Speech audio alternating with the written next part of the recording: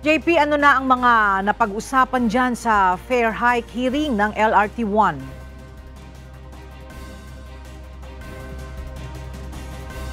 Bandang alas 10 kaninang umaga ay natapos na rin naman yung ginawang pagdinig ng Rail Regulatory Unit doon nga sa hirit na fare hike petition ng Light Rail Manila Corporation o LRMC na siyang operator ng LRT1. Ayon sa RRU, merong 30 days bago nila desisyonan kung maaprubahan yung hirit na dagdag pasahe o hindi. Naisagawa na nga ang pagdinig sa hirit na dagdag pasahe sa LRT1 ngayong araw sa Pasay City.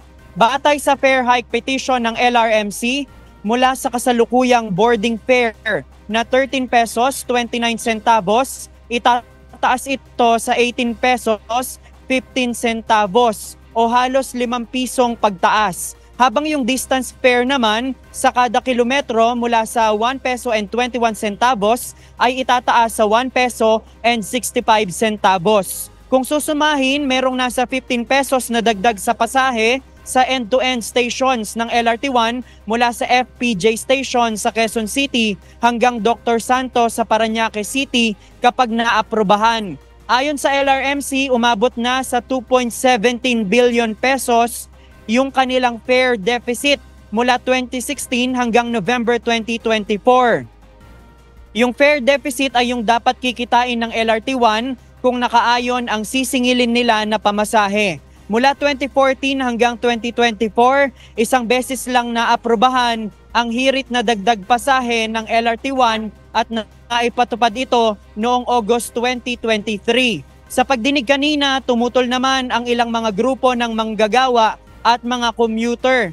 Ang argumento ng ilang grupo na naimbitahan sa pagdinig, malaking bawas sa kita ng mga labor sector ang hirit na dagdag pasahe sa LRT1. Nasa 500 piso nila o higit pa ang pwedeng mawala sa sahod ng mga manggagawa kada buwan na araw-araw sumasakay ng LRT1. Doon sa concession agreement ng LRMC at ng gobyerno, pwede silang maningil ng fare deficit. Ibig sabihin, kung hindi maaprubahan itong hinihingi nila na taas pasahe sa LRT1, ay pwede nilang singilin ang gobyerno doon sa 2.17 billion pesos na hindi nila kinita sa loob ng maraming taon. Sa ngayon, yan muna ang ating latest live. Balik sa'yo, Ella. Maraming salamat, JP Nunez.